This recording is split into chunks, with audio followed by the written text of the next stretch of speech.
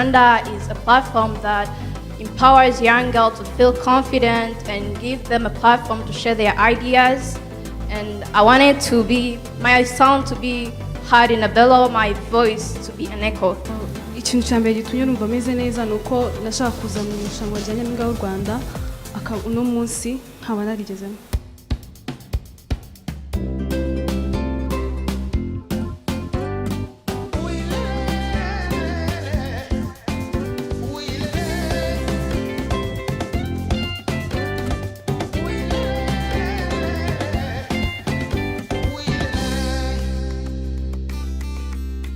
Ndabasuhuje ndetse mbahaye ikaze nanone. Ni irushanwa rya Nyampinga w'u Rwanda 2022.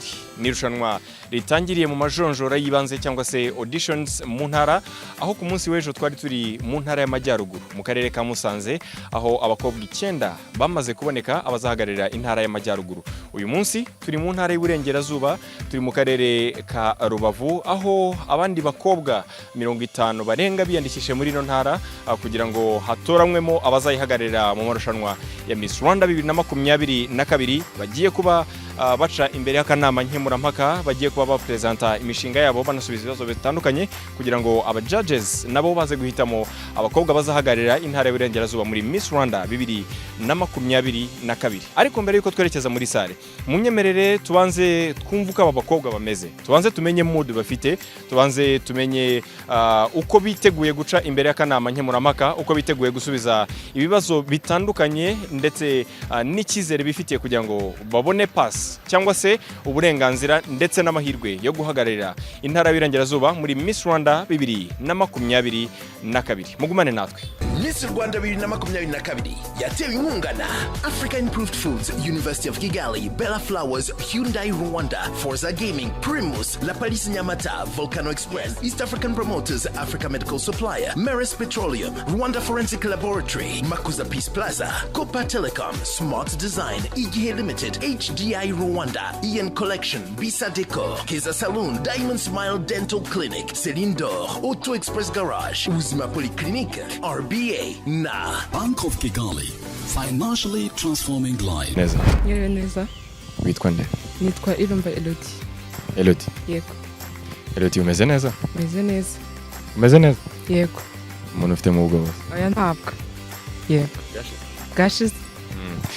Witeguye gute kunyura imbere y'aba judges no gusubiza ibibazo bikomeye bari bukubaza, cyangwa se byoroshye bitewe nuko we wiyumva?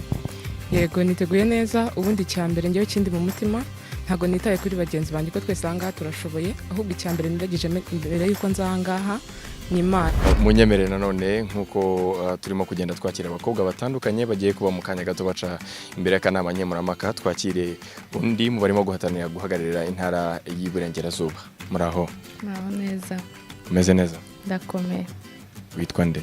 Nitwa Mukundwa Ruth Mireille. Mukundwa Ruth Mireille. Uriteguye guca imbere y'aba judges? Yego, nditeguye. Cyangwa urumva wakongeraho nk'indi minota 30 yo kwitegura? Oya, ahubwo nuba banjyana aka kanya. Mireille, ndashaka kubaza akabazo koroshye. Bagwitishijemo kuguha hagati y'ibihumbi 50 by'amadolari y'Amerika no kuguha miliyoni 50 z'amafaranga y'u Rwanda, wahitamo iki? Miliyoni bisubiremo numve. Ibihumbi 50 by'amadolari na miliyoni 50 z'amanyarwanda, wahitamo iki? Cyose si kimwe. Simbi? Ni kimwe pe. Birangana? Ndumva ngiye bingana. Ibihumbi 50 by'amadolari na miliyoni 50 z'amanyarwanda. Yego, birangana. Okay, bonne chance. Merci. Welcome back to the Miss Rwanda 2022 auditions, and this is the second phase. We are currently in the Western Province in Rubavu District. We're going to take a look at another group of contestants running in the hopes of becoming Miss Rwanda 2022.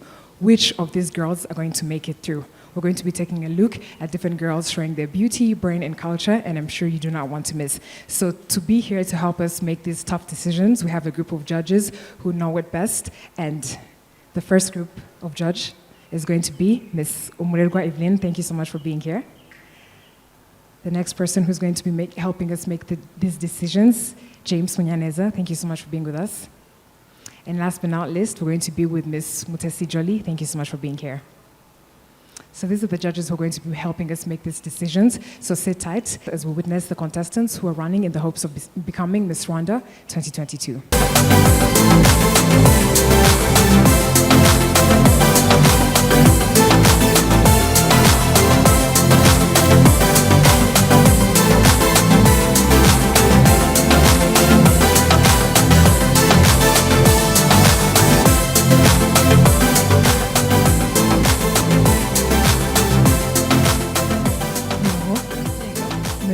Meze neza. Uriteguye? Yego. Okay. Watubwiye amazina yawe? Nitwa Keza Maolithia. Keza? Keza Maolithia. Maolithia. Urifuza kuvuga mu ruhe rurimi? English. English. Okay, good luck. Thank you. Keza, how are you? I'm good. Please tell us about what you intend to do in case you become our next Miss Rwanda. If I, by the grace of God, get to be elected as Miss Rwanda 2022, I'll help to empower entrepreneurship among Rwandan youths. Yeah, expound on that. Give us a bit more details around that. Okay, thank you. How you intend to do it? Will you do it with who? What is the problem at hand? What will be the outcome? Just like a minute or... All right, thank you. If I get to be elected, as I said, and I get to empower the youth through entrepreneurship, the first thing is, why do I choose the youth? It's because our future of Rwanda belongs in the hands of the youth for tomorrow. How I'm going to do this is by starting up community centers and clubs. These centers where we could host some of the most important entrepreneurs in Rwanda, so they can come and give them a testimony, help them understand the fact that they were just like them before they got to the place that they are right now, give them a testimony, so that once they walk out of the club, they have a mindset of, if he could, then I could as well. The other way that I could do this is through advocacy. I'll help by being their voice and help pull in some sponsors, because not all youths are not willing to work. Some do not have financial background, so I'll help them get sponsors so they can sponsor some of their brilliant ideas, because we have really amazing youths that are willing to work for Rwanda. So what is the gap today? Yes? What is the problem today? The problem today is that of their poor mindset. The first mindset, which is wrong, is that they set the role models by looking at how they are successful now. They do not want to go in the past and see how they made it up front. So I'll help them by changing their mindset so we can build more entrepreneurial youths in Rwanda. Thank you. Thank you too. Thank you. Let's hear what you have to say. I'm going to go Evelyn. I give you yes. Thank you, Evelyn. James? Keza, make sure you do more research, huh? Yeah. Yes. Jolly? Keza, I'll give you a yes, but I believe you can do better than you did. Thank you. Yeah. Thank you, Jolly.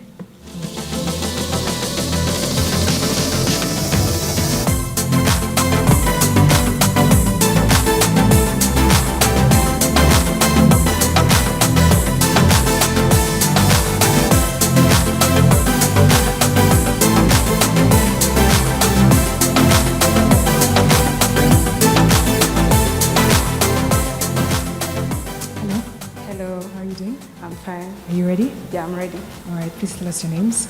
My name's Uwajeneza Peggy. Yeah, thank you. All right, Uwajeneza? Peggy. Peggy. Yes. All right, which language would you like to use? I'd like to use English. All right, good luck. Thank you. Hi, Peggy. Hello. Wambainez. So my question is, why are you here? I'm here in Miss Rwanda 2022 to bring an impact in our country as a female of Rwanda. Thank you. How would you like to bring your impact? Thank you so much. The way I would like to bring an impact in our country is improving the family planning in Rwandans. I want to do campaigns that motivate Rwandans on how they can do family planning, and also I tell them the positive impacts of family planning. Thank you. Thank you, Peggy. Thank you. You're welcome. Johnny, what is your verdict? Peggy, I'll give you a yes, but I would like to give you a simple comment. Yes. Try and do some good research because you have a good project, but then do a good research and make sure that you have tangible things you have to tell to the people. Yes, thank you so much. Thank you, Johnny. James? Peggy, you're a bit shallow on substance, like really the kind of thing that you would want to do in terms of how do you want to approach this. Yes. Yeah, so I really hope that we can go and work on that. Elaborate on the issue. Show how you want to do it. What you expect from that. But I'll give a yes. Thank you so much. Thank you, James. Evelyn, yes or no? It's yes. Thank you so much. Good luck.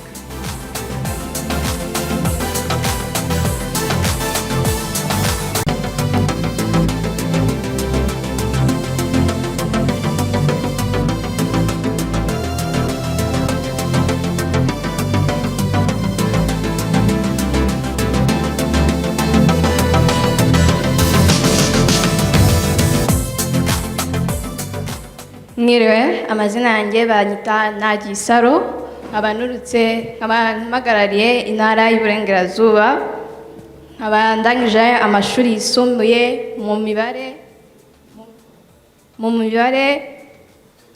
ibinyabuzima n'ubutabire. English.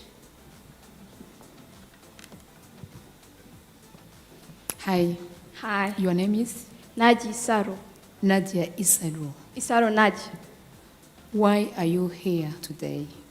Because I wanted to contribute in my country development, and I wanted to feel empowered because Miss Rwanda is a platform that empowers young girls to feel confident and give them a platform to share their ideas.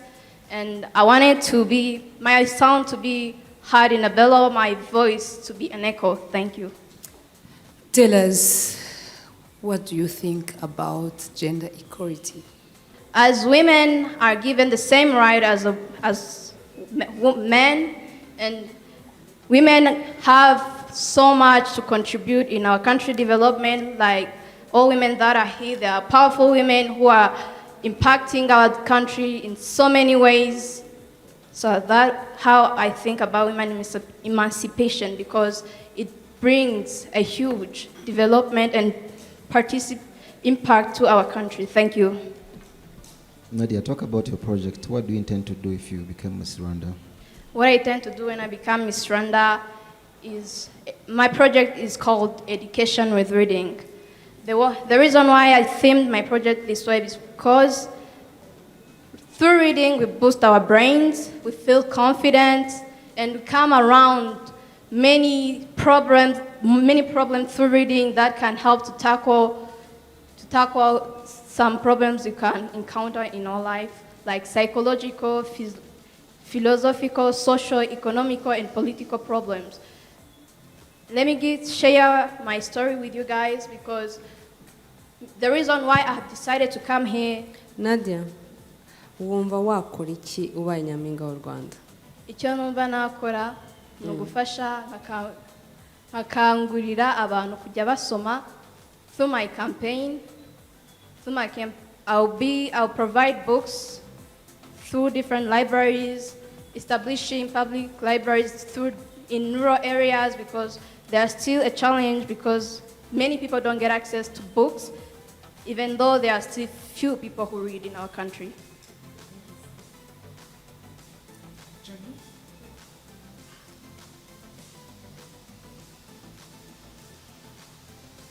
Is it a yes or no? Nadia,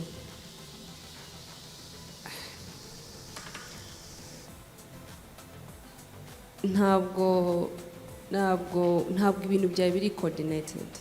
Uravuga ibintu byinshi, urashaka gusoma, kwigisha abantu gusoma, education, ntabwo usobanura impamvu uko uzabikora, ntabwo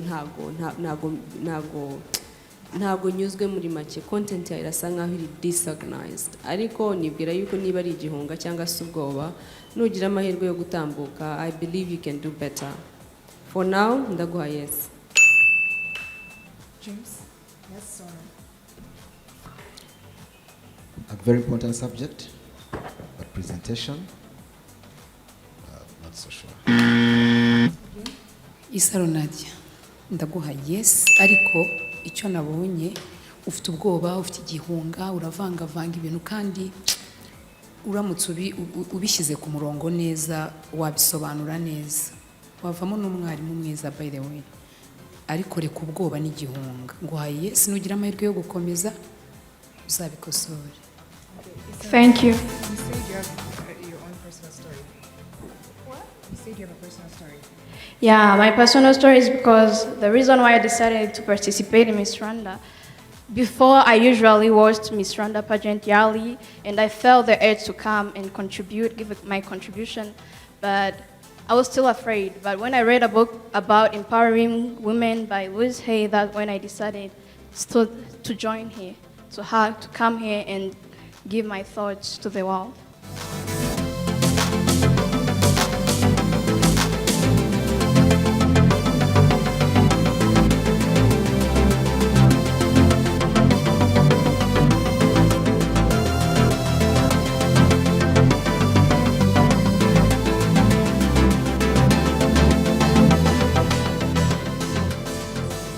Contestant number 6, how are you doing?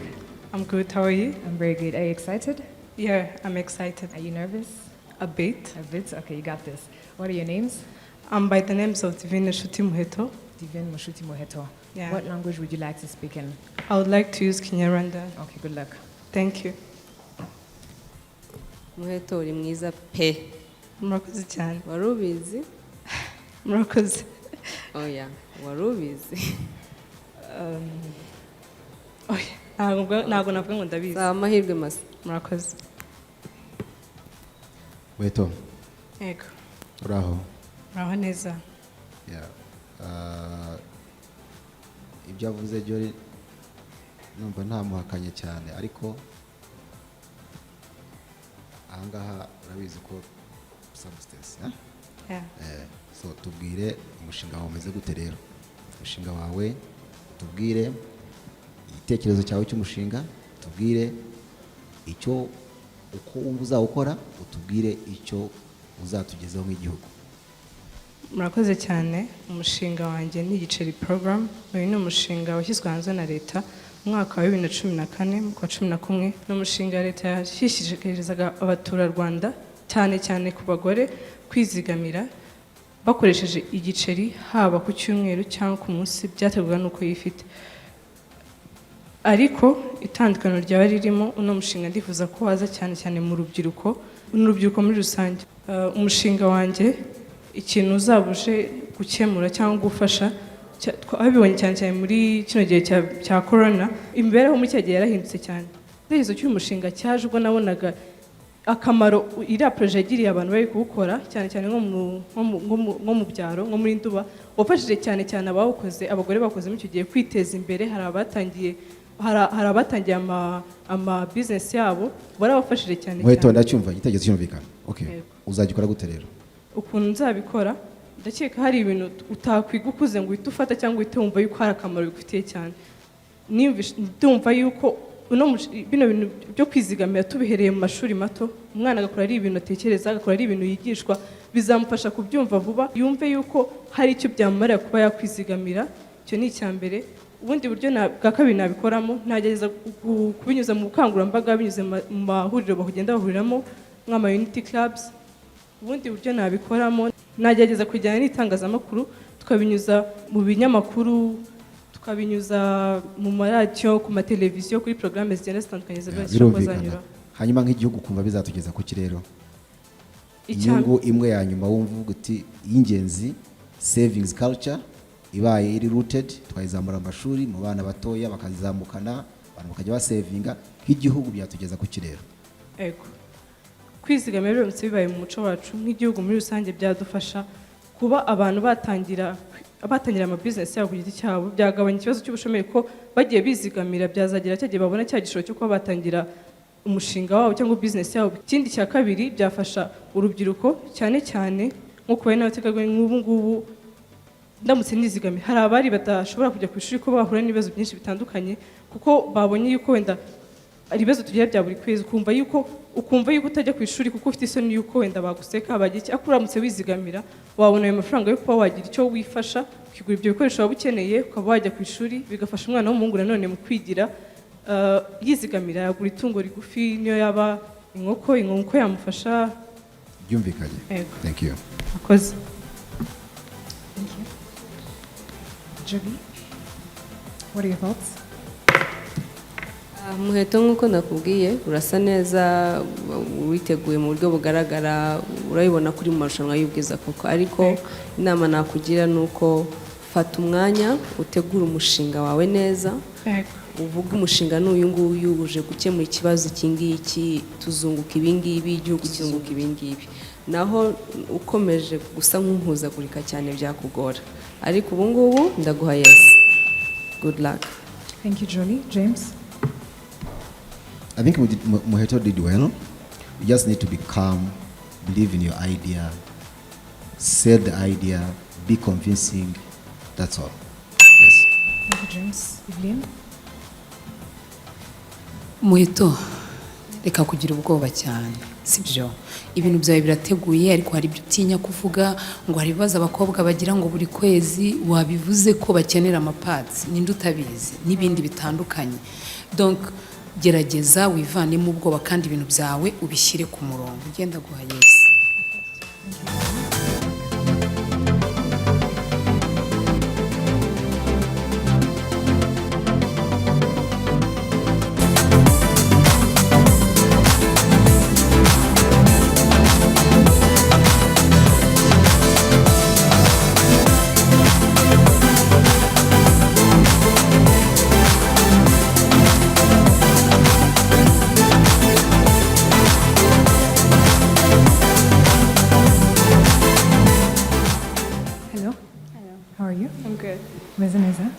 How are you feeling today? I'm feeling great. Are you excited? Are you nervous? How are you feeling? I'm excited. All right. What are your names? My names are Kazeneza Merci. Your names are? Kazeneza Merci. Merci. Yes. What would you like to express yourself in the language? Which language? English? English. French? English? Yeah. Good luck. Thank you. Kazeneza, how are you? I'm good. Mind telling us a little bit more about your excitement? Why do you feel excited? Well, I'm excited because I've been always dreaming of this, and then the day came. I'm really happy about this. So what do you want to tell us? I want to tell you about my project. Please do. I've been always wanted to do anything in education, so my project is about a web app that I designed. It's designed as a gamification platform that is going to be helping people to learn and having fun at the same time. And it's going to benefit from those people from primary school, secondary school, and university, and other people in general. Well, this idea came in 2020 when the COVID-19 came, and I saw how people were struggling to cope with the new strategy of learning virtually. Those were kids, and I saw how people were struggling to stay home without meeting other people physically, and they were getting bored. And then I said, how can I do something with education, and then they will be having fun at the same time? So this will change in education. It's going to be fun. People are going to learn and have fun at the same time. Give us a feel of the experience of the app. If I'm a user, yeah, how will I interact with it, and what value does it add? Well, from your perspective, yeah. Thank you. How the app is designed, you log in with your email and put your password, and when you enter, you will see primary school, secondary school, Cambridge, or quizzes, or you will see Ask Me a Question. That will be working as Google. But the good thing about it, if I work with Mineduc and other institutions, that will work with us, and they will fund this application, and some people are going to benefit from it by using it freely. Do you have a question for us? No, thank you. Thank you. Thank you. Jolie, what do you think? Well done. Thank you. Thank you, James. Yes. Thank you. Evelyn? Kazeneza. Kano. Yes, and good luck. Thank you. Thank you. Good luck.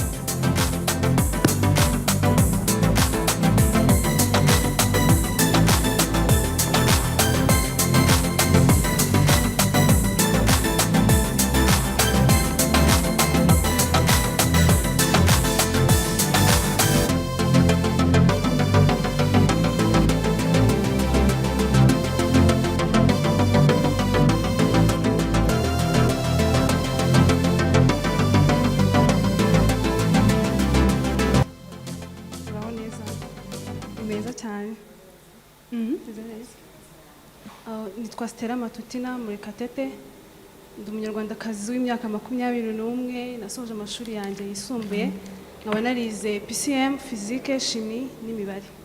Ushaka gukoresha ubumenyi Ikinyarwanda. Stella Matutina, wiriwe neza. Wiriwe neza. Ubwiye Martina ngo umeze neza cyane. Impamvu umeze neza cyane ni iyihe? Ikintu cya mbere gitumye numva ameze neza nuko nashaka kuza mu irushanwa rya Nyampinga w'u Rwanda uno munsi nkaba narigezemo. Ugize amahirwe yo guhura na Minisitiri w'Uburinganire n'Iterambere ry'Umuryango, ni iki wamuganiriza? Minisitiri w'Uburinganire n'Iterambere ry'Umuryango. Ego, murakoze. Ngiriwe ayo mahirwe yo kuba nahura nawe, icya mbere namubwira, namusaba ko bakora ubukangurambaga mu muryango. Impamvu no kwera iki, muri iyi minsi dusigaye tubona impfu nyinshi z'ababyeyi cyangwa se abana runaka bitewe n'amakimbirane yo mu muryango. Icyo kintu kigasanga kenshi hari igihe gihungabanya umugore cyangwa se umugabo mu buryo bumwe cyangwa se ubundi, cyangwa se umwana bibarutse ugasanga nawe bigiramo ikibazo, harimo ibijyanye n'imitekerereze mibi cyangwa se ibindi bibazo runaka ahura nabyo kubera ibibazo byo mu muryango. Icyo nicyo kintu cya mbere namusaba kugira ngo babashe kuba bateza imbere imiryango mu buryo runaka, kandi nanone bikaba byanafasha abo bana baturuka muri iyo miryango kubaho neza nta kibazo na kimwe bahura nacyo giturutse mu muryango. Murakoze. Ubukangurambaga se ko bwakunze gukorwa, hakaba hari n'ababihishira, hakaba haba ibintu bitandukanye bya depression n'ibindi kubera icyo kibazo, wowe umwihariko wamuganiriza n'uwuhe kugira ngo iki kibazo kigaragare? Baravuga ngo ujya gukira indwara arayirata. Ni iki cyakorwa? Icya mbere ntekereza ko impamvu babasha guhishira icyo kintu, hari ukuntu wenda nk'iyo bagiye kuvuga nk'ikibazo runaka ugasanga bakuzanye wenda nk'ahantu atisobanura ibintu nk'ibi. Natekereza ko namubwira yuko yashyiraho umurongo mu gihugu cyose utishyuzwa, ubashe ko yagira icyo kibazo yabasha kuba yahamagaraho, kuko bitandukanye nuko ushaka kumubwira ati ngwino tugende hariya usobanura ikibazo cyawe ugasanga aratinya. Ariko uwo murongo ntekereza ko guhamagara ari ubuntu buri muntu yakisanzuramo kandi bikamufasha cyane. Umushinga wawe ni uwuhe? Umushinga wanjye ni wo gufasha urubyiruko kwihangira imirimo biciye mu bukorikori ndetse n'ubuhanzi bujyanye no gushushanya. Uzakora gute? Uzashyirwa mu bikorwa gute? Uzagerwaho gute? Uzaca mu zihe nzira? Inzira ya mbere nzacamo, nahisemo uturere runaka muri buri ntara. Mu burengerazuba nahisemo Rusizi na Rubavu, muri Kigali nahisemo Kicukiro, mu majyaruguru nahisemo Musanze, mu majyepfo nahisemo Ruhango, mu burasirazuba nahisemo Gatsibo. Uko umushinga wanjye uzajya mu bikorwa rero, uranatubwira impamvu wahisemo utwo turere? Ego, impamvu ya mbere nahisemo utwo turere, ubushakashatsi nakoze nasanze bafite urubyiruko rwinshi ariko usanga rudafite akazi.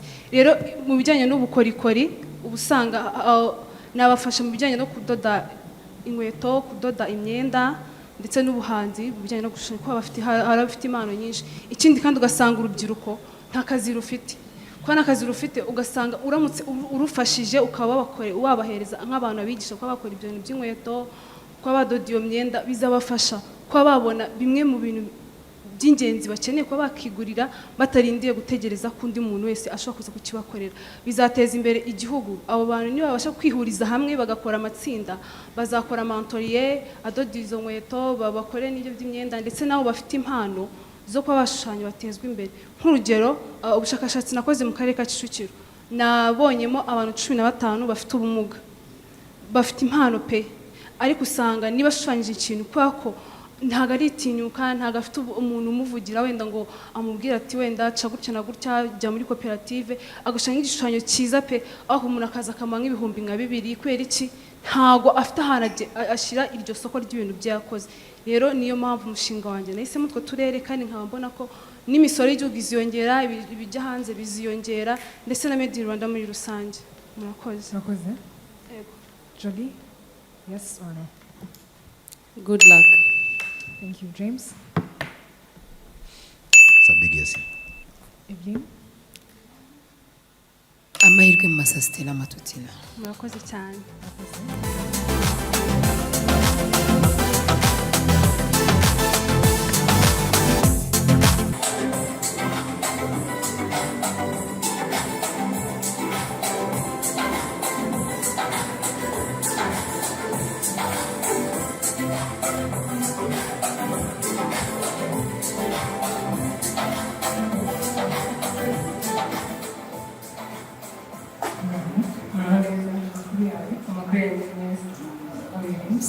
My name is Muringa Jessica.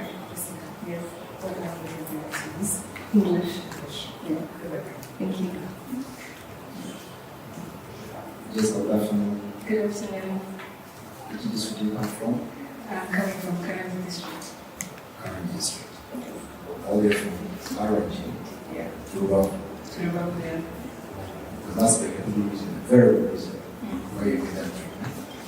Yeah. So tell us why.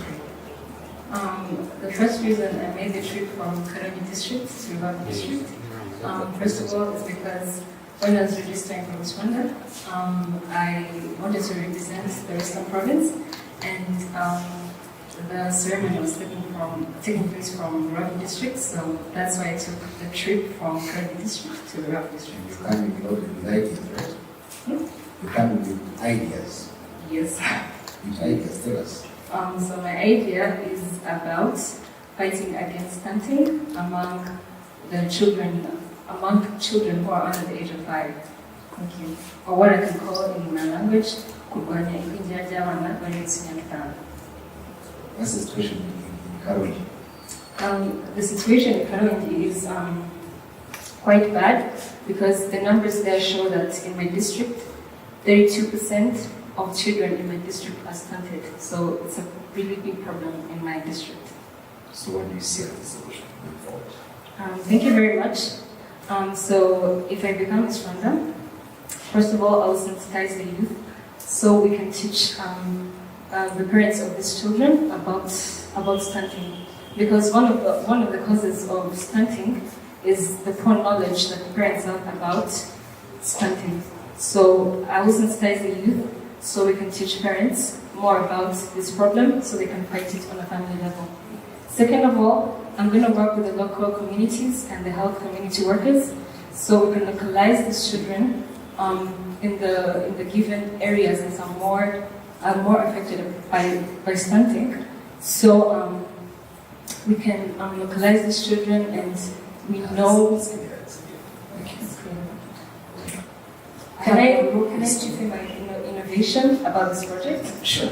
Okay. So my innovation about this project is I'm going to start small nutrition farms, all food processing farms in rural areas that are more affected by stunting, so that we can fight this problem in rural areas by bringing food processing industries. Thank you. I have one more question to you. What do you understand by the term women emancipation? Thank you very much. What I understand by women emancipation is giving women rights to do many different activities in the society, like education, going in the parliament, and this year technology. Thank you. Good luck. Thank you.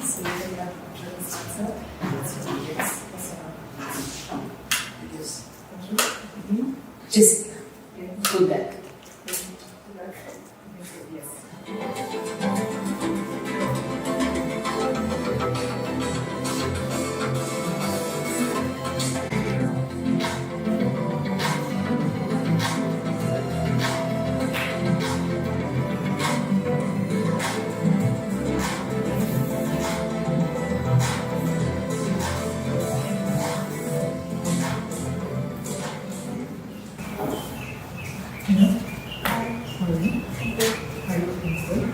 Ready? So what are your names? Murakoze abasangiye Mwiza Amelia nakoze akazi k'imyaka 19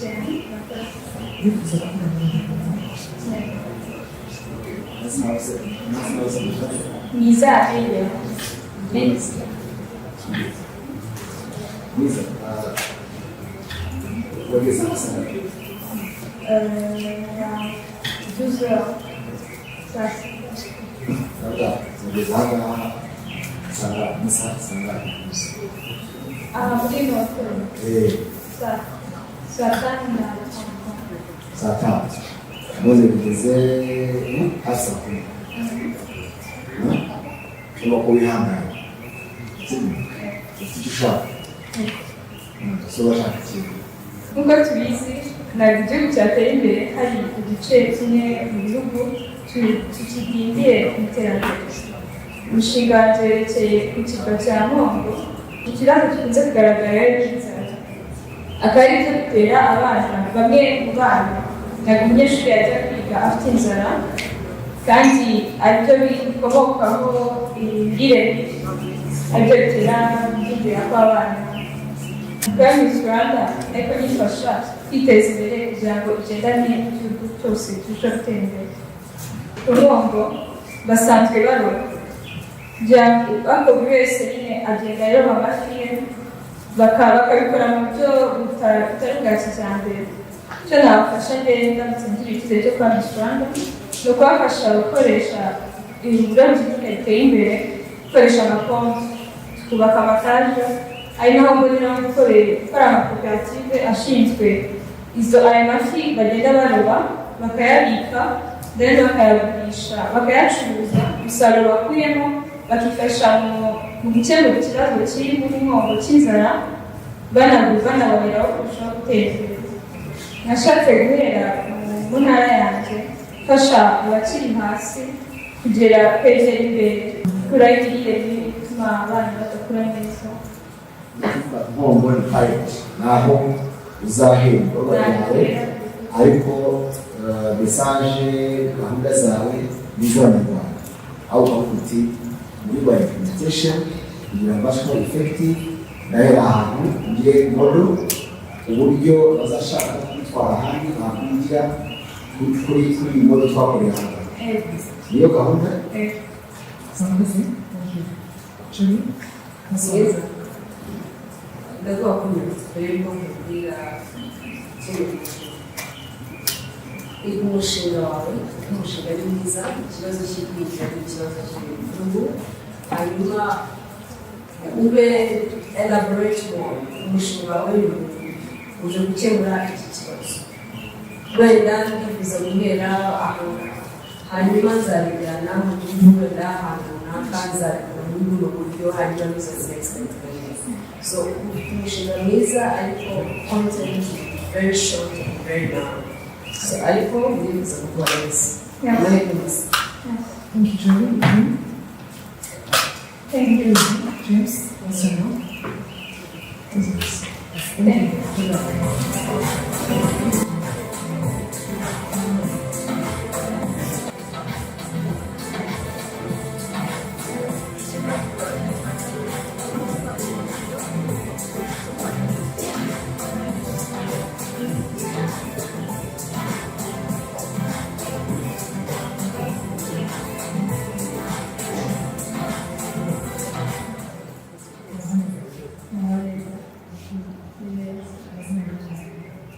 Amazina yanjye ni Umubyeyi Sandrine, wandurira Rwandakazi y'imyaka 19, abanje guhatanira ikamba rya Nyampinga y'u Rwanda 2022.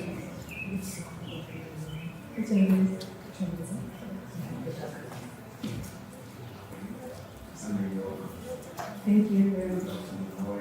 I'm fine. Like you're blessed. Thank you very much. Very unique. That's unique. Most of the time. You want to look unique and be different, right?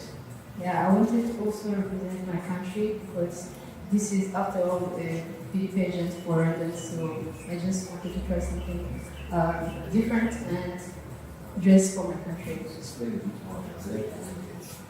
I want to represent my culture, my country, even physically, you find that as a problem. You're not proud of our culture, and you want to stand for culture, right? Yeah, that's one of the main reasons since even my project will involve our own culture. Thank you. My project is about digitalizing culture as a way of preserving it. As we all know, Rwanda experienced its dark days in 1994, whereby many of the Rwandans went abroad to seek refuge. This caused them to adopt their language and their culture, hence leaving us with only relying on our elders to pass on the culture. So I find this important that we find ways to preserve our culture, since I am afraid the future generation might not be able to know some different aspects of our culture. So how am I going to do this? I am going to work hand in hand with the Ministry of Youth and Culture, whereby they are going to provide me eligible elders who knows the history of our culture, and in return, I am going to organize competitions where I am going to find young eligible authors who can be able to write books. At the end of the day, the two are going to get together, and at the end of the day, that young person is going to write a book about the historical part of our culture. I do not want to preserve only the cultural aspect, the historical part, like kinship, but I also want to preserve our culture in terms of songs, pictures, and also the traditional dances. I also want to create a link between the old generation, the new generation, and the future generation, whereby the elders can be able to tell us more, not only about the kings Rwanda had, but about their belief, what they believed in, about the food they ate, and everything about them. They can choose to do this in form of recordings or videos. And then all this information will be stored on a website, because as we all know, this world is going digital. So I don't want us to be left behind. So this information will be uploaded on a website, whereby not only us Rwandans can be able to access it, but also the people from outside, hence engaging in the project that Ms. Amelia started, which is cultural-based tourism. Thank you. Okay, just before we move forward, just a factual correction. So the fact is that we drove so many Rwandans out of the country or not come in 1994. They started rebound, right? So that's so starting from even 50s and 60s. That's okay. We did talk about restoring certain cultures. We talked about kinship. I just want to bring back kinship. No, I want them to write about kinship, but not only the historical aspect, but also what they believe in, what they love to eat. So just play for us, for the young people. Yes, even the future generation. The ancient Rwanda, the cultural practices, the heritage, traditions, and why we are doing those things, right? Yes. But so understand this one thing. You want us to bring them back. Some are outdated. Do you want to return some of those things? Java, you want to select to see, okay, which one is relevant, which one is outdated? I work with the Ministry of Youth and Culture because they know more about that. But for those, I want to restore, so because they're going to write them in books, but then others are going to be just pictures, songs, and everything, those recordings of what they have to eat, who they were before, for them to leave the legacy behind. For us to understand, and the future generation to be able to understand who they were, not only who their kids were. Tell us, that's one thing. What do you want to solve? What I said before is that I am worried that the future generation, even most of us, because even our parents were raised abroad, so they don't know about our culture. I want us, even the future generation, to be able to know about culture. So, but why should I care about the culture? Because I go with the different chocolate chip. Great try. Thank you. That's enough time that we have for that. Awesome, thanks. Julie, yes, and what's your name again? Sandrine, yes. Excellent. Good luck. Thank you. Yes, Julie James. Yes. Thank you. Sandrine. Yes. Thank you. Good luck.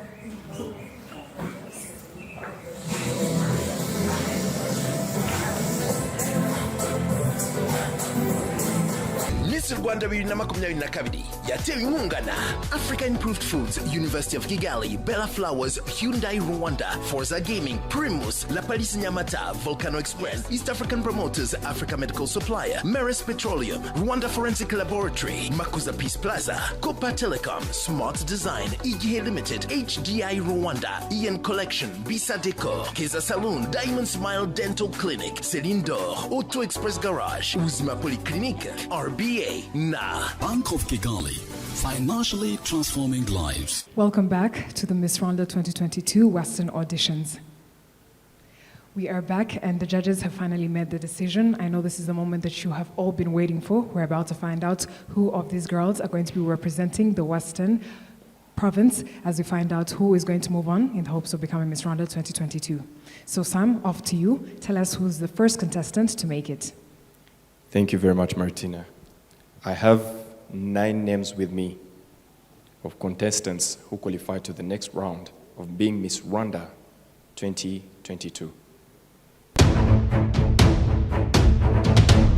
Contestant number 1 to qualify to the next round of being Miss Rwanda 2022. Number 33.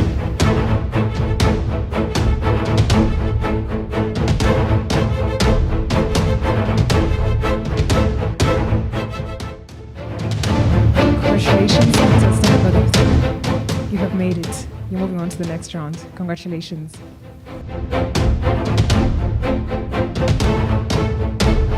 The second contestant to represent the Western Province in Miss Rwanda 2022.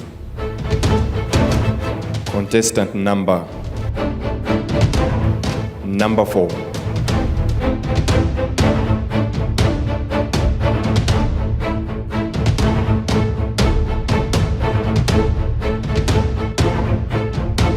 Congratulations, contestant number 4. You're moving on to the next round.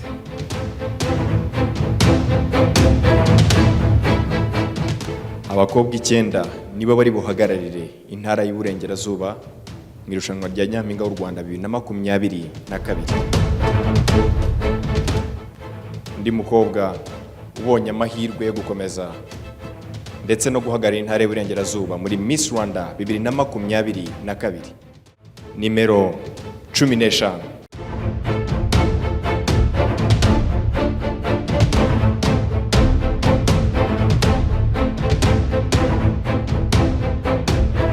Congratulations, contestant number 15. You're moving on. You're moving on to the next round. Congratulations. Umukobwa wa 4 uri buhagararire intara y'Iburengerazuba muri Miss Rwanda 2022. Nimero 17.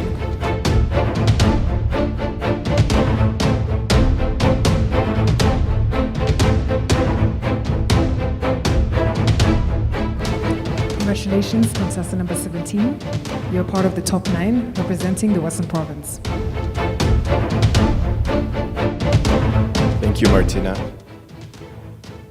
Excitement, being nervous is all over the faces of the remaining contestants. I just have 5 names, and from them we'll know who is who to qualify to representing the Western Province in Miss Rwanda 2022.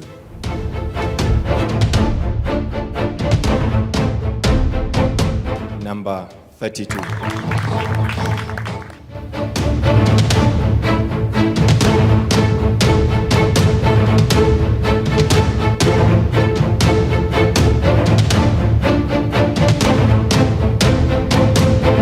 Congratulations, contestant number 32. You're moving on. You're part of the girls representing the Western Province. We're going to find out in a few seconds. But before we do that, let us first thank our sponsors. We would like to thank Bank of Kigali.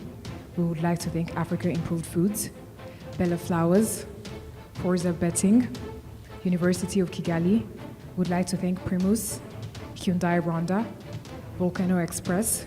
We would like to thank Rwanda Broadcasting Agency, La Palisse Hotel, and last but not least, Africa Medical Supplier. Over to you, Sam. Abakobwa 4 muri 43 bari biyamamaje mu ntara y'Iburengerazuba nibo basigaye kumenyekana yuko bazayihagararira mu irushanwa rya Nyampinga w'u Rwanda 2022.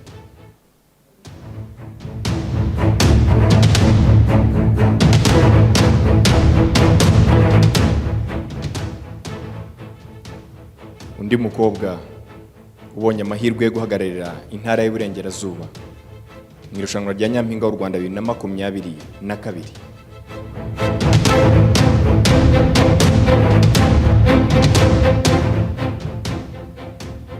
Nimero 21.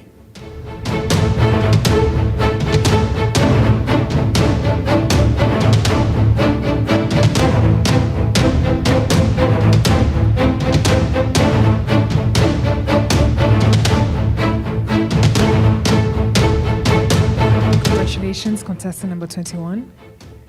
You're moving on to the next round. Abakobwa batatu nibo dusigaje kugira ngo tumenye 9 bari buhagararire intara y'Iburengerazuba muri Miss Rwanda 2022. Undi mukobwa ubonye amahirwe yo guhagararira intara y'Iburengerazuba muri Miss Rwanda 2022.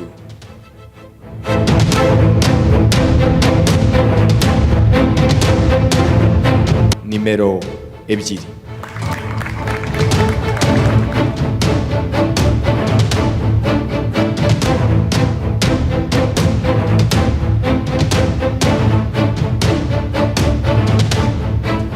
Congratulations, contestant number 2. You're part of the girls representing the Western Province. Before we find out the remaining 2 contestants moving on, we would like to thank our remaining sponsors. We would like to thank Rwanda Forensic Laboratory. We would like to thank Merez Petroleum, East African Promoters. We would also like to thank Makuza Peace Plaza. We would like to thank IUCM. We would like to thank Hopa Telecom, EGH, HDI, Diamond Smile, Smart Design, Yen Collection, Keza Salon. We would also like to thank Vista Decor, Ubuzima Polyclinic, Auto Express Garage, Celine Dor, and last but not least, Aflink. Sam, give it off. Nyemerere mbanze nshimire abakobwa bose bagize umuhate wo kwiyandikisha mu irushanwa rya Miss Rwanda 2022. Abakobwa babiri nibo basigaye kumenyekana kugira ngo tumenye 9 bari buhagararira intara y'Iburengerazuba muri Miss Rwanda 2022. Ni nimero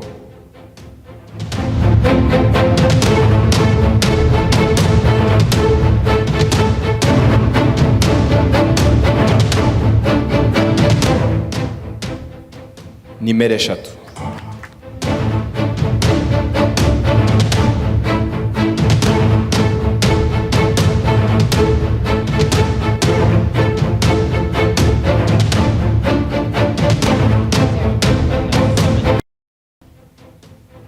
Congratulations, contestant number 3. You have received your pass. You're moving on to the next round.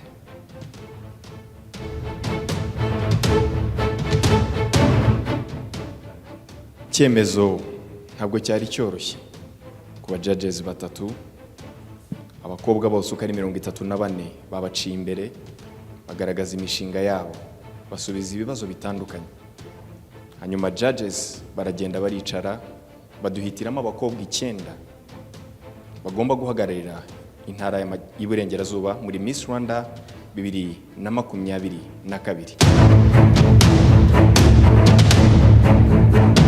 Muri aba bakobwa basigaye umwe ni ugiye kuba uwa 9 mu bari buhagararire iyi ntara muri irushanwa. Umukobwa wa 9 ukomeje mu cyiciro gikurikiraho cya Miss Rwanda 2022.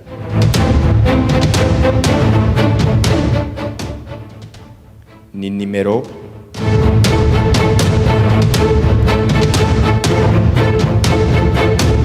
Nyemerere shimire ibitangazamakuru bitandukanye birimo kubana natwe muri irushanwa rya Miss Rwanda 2022.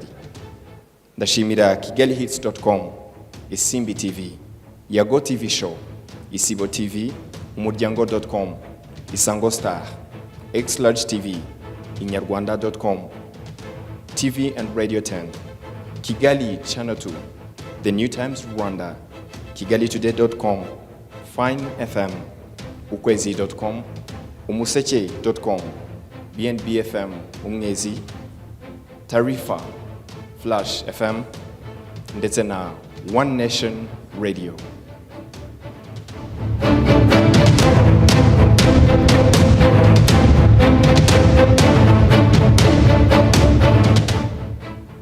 Ladies and gentlemen, umukobwa wa 9 mu bagiye guhagarara intara y'Iburengerazuba muri Miss Rwanda 2022.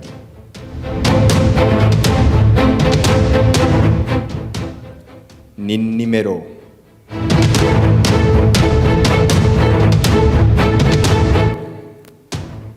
nimero esheshatu.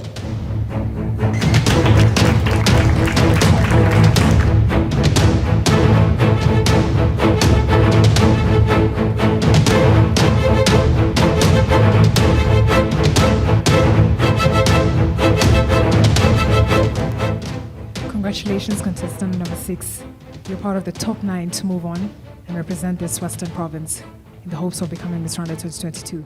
Miss Rwanda 2022 yatewe inkunga na Africa Improved Foods, University of Kigali, Bella Flowers, Hyundai Rwanda, Forza Gaming, Primus, La Palisse Nyamata, Volcano Express, East African Promoters, Africa Medical Supplier, Merci Petroleum, Rwanda Forensic Laboratory, Makuza Peace Plaza, Copa Telecom, Smart Design, Igihe Limited, HDI Rwanda, Ian Collection, Bisa Deco, Keza Saloon, Diamond Smile Dental Clinic, Celine D'Or, Auto Express Garage, Uzima Polyclinic, RBA, na Bank of Kigali, financially transforming lives.